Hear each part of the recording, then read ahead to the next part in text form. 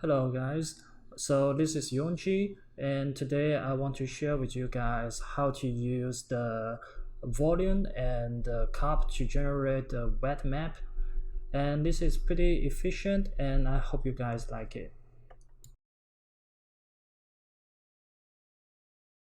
On the left hand side, I use the old way to calculate the wet map.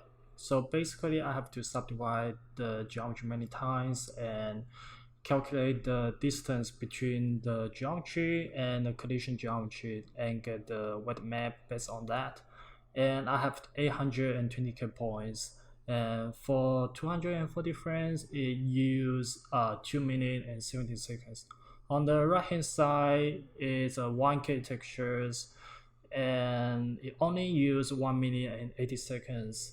And you can see on the left hand side that black spot, it looks pretty low res, and that's basically because the points on the surface are not evenly distributed.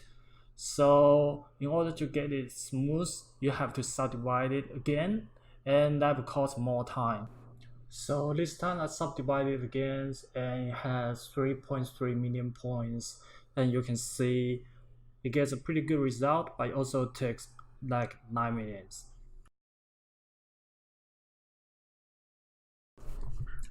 So as you can see, we have a texture here, and there is a object now here which connect to our text geometry with the material below it, and we also have a collision object here.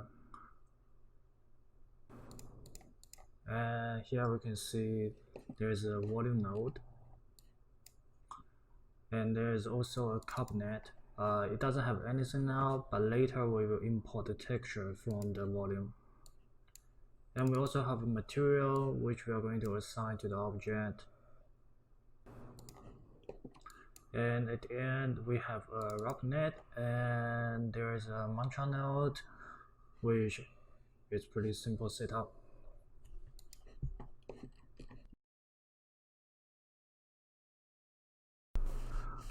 For the volume, we are going to rename it as the valve, and we are going to move the center a little bit, and also check on the 2 dimensions and set the resolution to 512.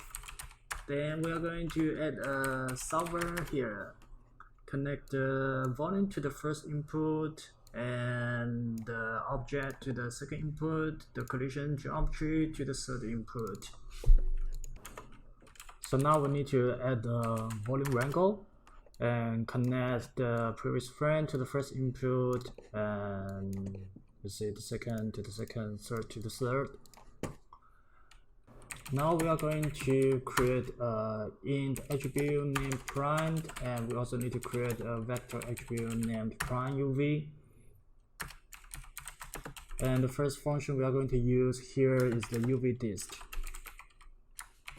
For the float attribute, we are going to name it as the disk, and for the first argument we are going to type 1. For the second argument is going to be UV, and the third will gonna be the vector P, and we also need to type in the prime and prime UV.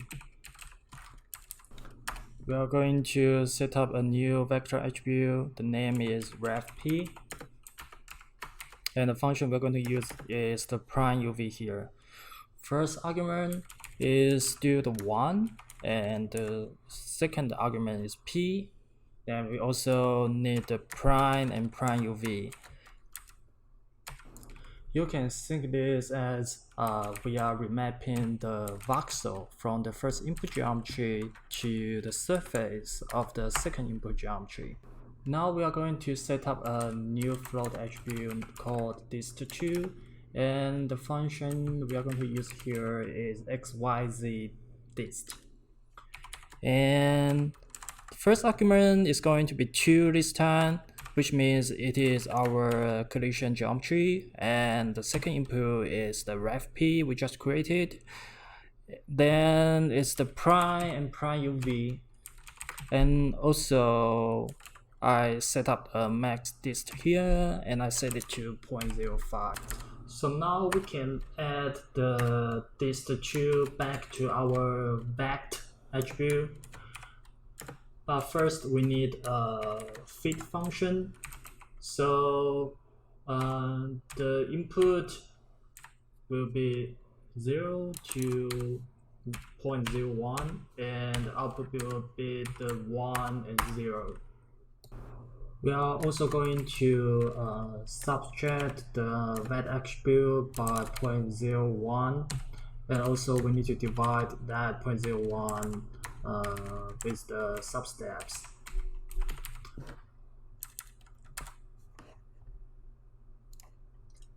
And just in case the vect attribute is going to below 0 or above 1, we are going to use a clamp attribute, a clamp function here.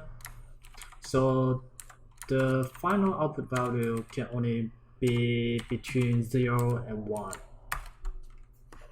We can already see there are two white dots on the screen, and we're going to take the look of the final result.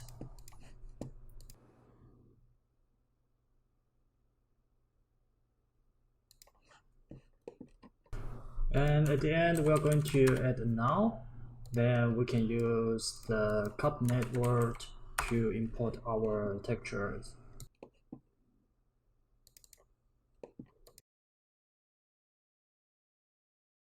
So first, we need to create a sub import. And the first thing I'm going to do here is override the resolution. So I go back to the volume node here and I just copy the parameter of the resolution here and paste it on the override size.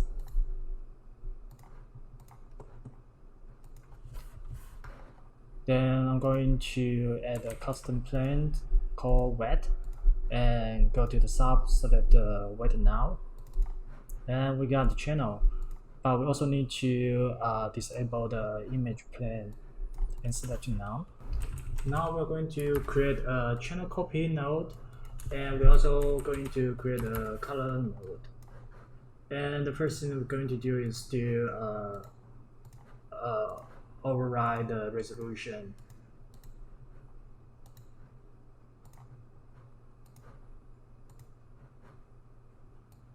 Then connect the color to the first input and the wet map to the second input.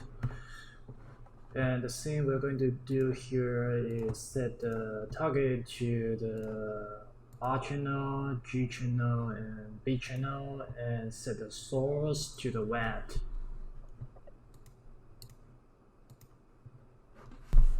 So now we are ready to export the textures.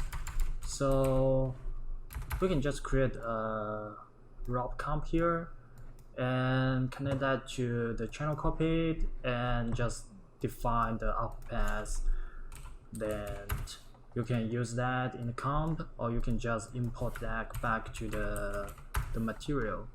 But what I'm going to do here is just create a null and name it as output, and I'm going back to the material and I'm going to use the op function to import that texture directly to the mantra.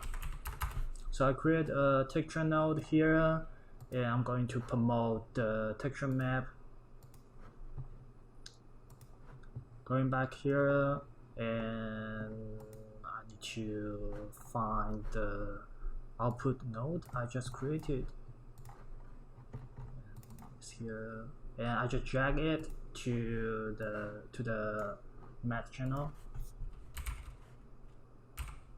and just tap the op in front of the path. Go back here and create a vector to float, and connect the first output to the reflect, and just create a fit range. Connect that to the default texture, and here we are going to change the output from 1 to point 2, and that's all the setting I did, and we are ready to go and do the render test.